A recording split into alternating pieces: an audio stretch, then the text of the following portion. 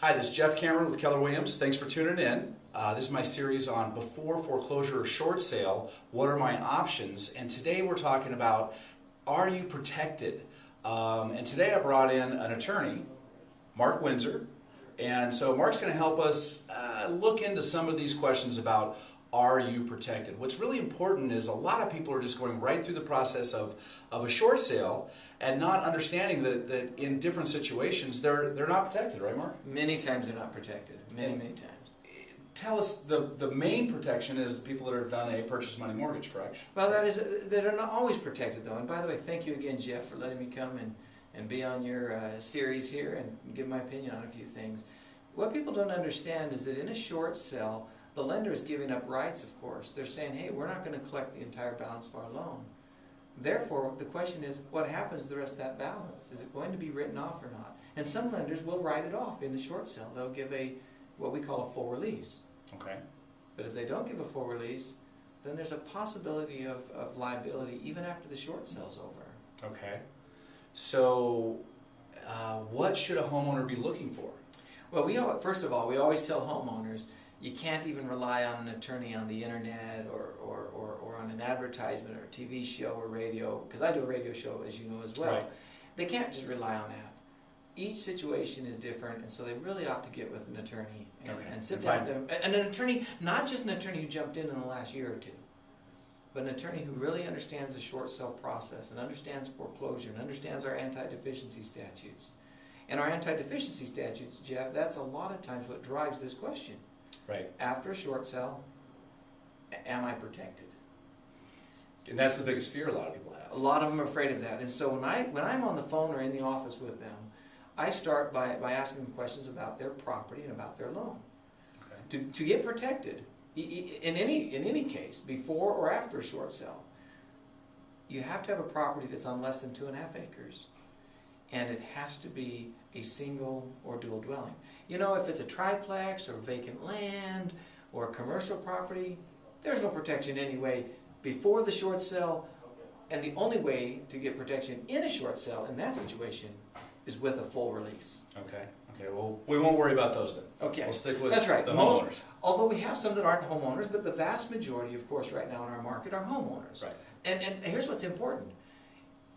At least as far as the anti-deficiency statutes go, meaning those laws that protect the homeowner from having to pay back that difference between the value of the property and the loan amount, those laws, it really doesn't matter whether the homeowner themselves resided in that property. That's a misconception. Yeah. We don't have any law that requires the owner of that home to have personally lived in the home. There's only a requirement that somebody lived in the home. It could have been a renter. Right. So investors are protected we too. We protect a lot of investors. And then what people forget is, in order to understand the protection in a short sale, you have to understand what happens if the short sale falls apart and it goes to foreclosure. You have to understand that first. Right. And so we always analyze and we ask this question, or these questions. Is the property on 2.5 acres or less? Okay. Is it a single or dual dwelling? And if the answer is yes to both of those questions, then we know the property is of the kind, the type, that could be protected. And then there's two different laws. And that's what people forget as well. We don't have one anti-deficiency statute. We got two. We have two. Cool. So then we ask ourselves the final question. And either one of these will protect. If the lender chooses to foreclose with a trustee sale, then the lender cannot pursue the homeowner for that balance that we call a deficiency, assuming again that the property is on 2.5 acres or less and it's a single or dual dwelling. Okay.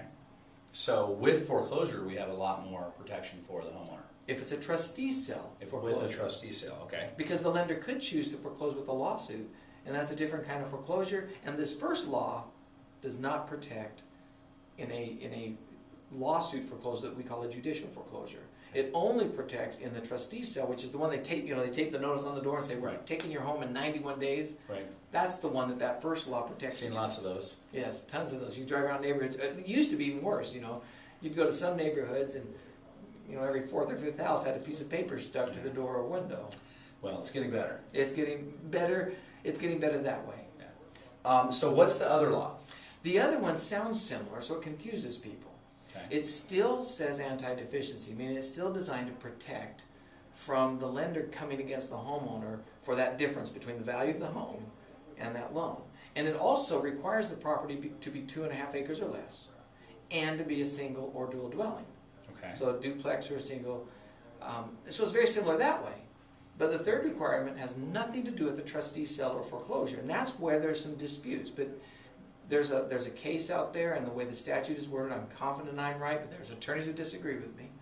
But this statute, in my opinion, says if the money that was borrowed was used to buy that property, all or part of the money, I mean not all of it, just if any of that money was used to buy that property, then the homeowner is protected under that purchase money anti-deficiency statute. And in my opinion, it's regardless whether it's by foreclosure, whether it's judicial or non-judicial, meaning whether it's foreclosure with a lawsuit, or whether it's foreclosure with a trustee sale, or whether it's a short sale. Okay.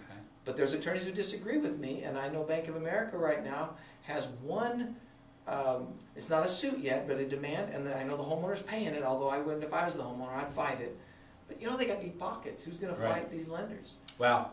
So this is a lot to take in, and I really think that the reality is just about every one of you, if you're watching this and you're in this position, you need to either start off with a phone call with somebody at Mark's office and just get some basic questions answered, or meet with Mark or one of his attorneys and find out if you're protected and whether or not you then can make your decision which direction you want to go at that point. Oh, and you think that's complicated. Typically, clients don't come in just with this property problem, right? They have other challenges they're dealing with. Right. They may have tried to save themselves by using other credit sources like credit cards or lines of credit or money that they borrowed from family or whatever. Mm-hmm. They may have a business that's failing. They may have income loss in their employment, or they're laid off and they're getting relocated, or they have a first and a second mortgage. I mean, there it starts getting even more complicated. Wow. So we can boil it down to simple summaries to help people understand. But I agree, unless they really sit down with an attorney, and at our office we can answer the simple questions. Now, not me personally. I'm a partner in 3 different law firms and have a lot of attorneys. There's no way I can personally answer every question. But we do give 5 to 10 minute free consultations if they call one of my other attorneys. And then we also give discounted. Anyone's referred by you, well, thank you. We give a discount for the initial consultation. And it's the initial consultation where we can teach. And they're usually like an hour long because, it takes a minute to comprehend this stuff. Right. And we look at their situation and we walk them through all of their options. Here's what will happen to you if you just let it foreclose.